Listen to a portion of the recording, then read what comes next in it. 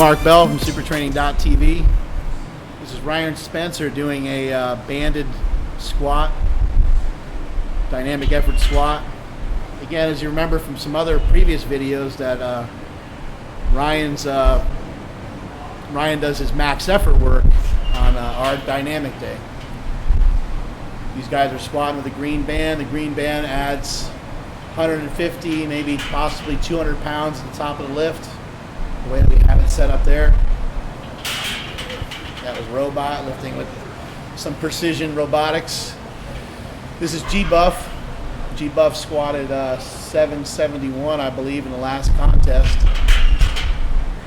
He always has good form, always does a good job forcing those knees out. He's a good box squatter as well. Here's Spencer going again.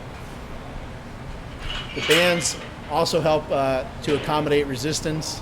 The bands also act as an overspeed eccentric by forcing you down into the ground.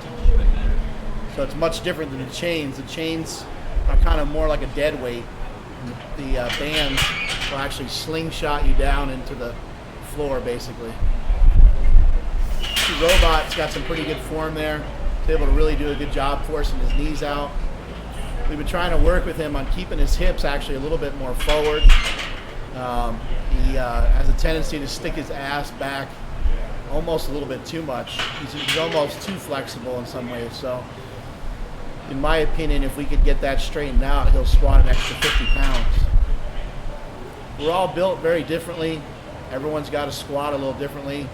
Somebody like Stan Efferding, when they go to force their hips back, it's almost like they're winding up or revving up, because Stan typically walks with his hips forward.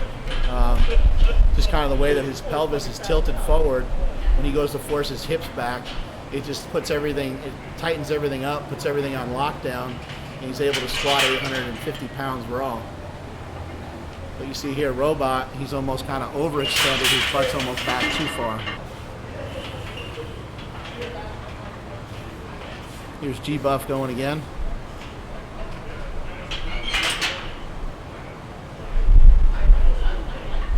Greg could probably do a little bit better job of almost coming straight down at the end of that lift, rather than just kind of almost basically falling onto the box.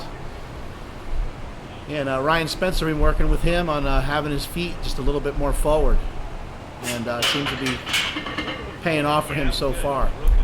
Again, having the hips more, having the feet pointed more forward can help you lock your hips in better, and it can also help you lock your back in better.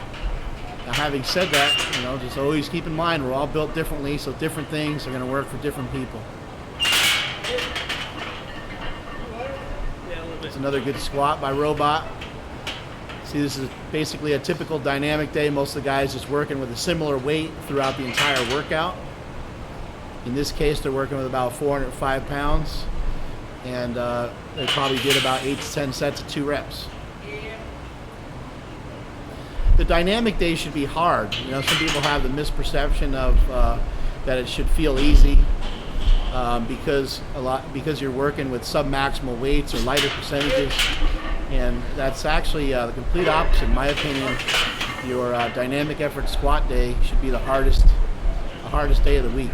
Max effort stuff, fairly easy. Just load stuff up and just go for a nice single or a nice double or a nice triple.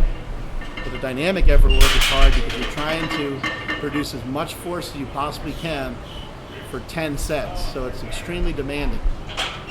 Well, actually 10 sets of 2 reps, so 20 reps total. See, now they added a little bit of weight, starting to slow down just a little bit.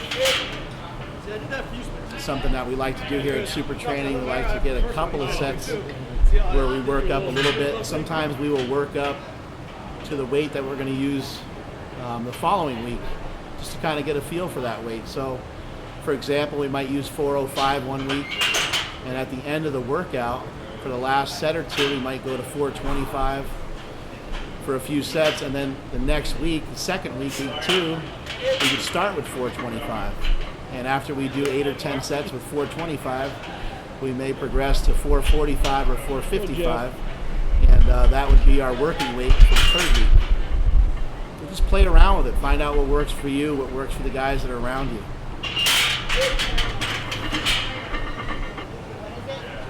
Got Janet Lovall filling in the blanks there. Changing the record board.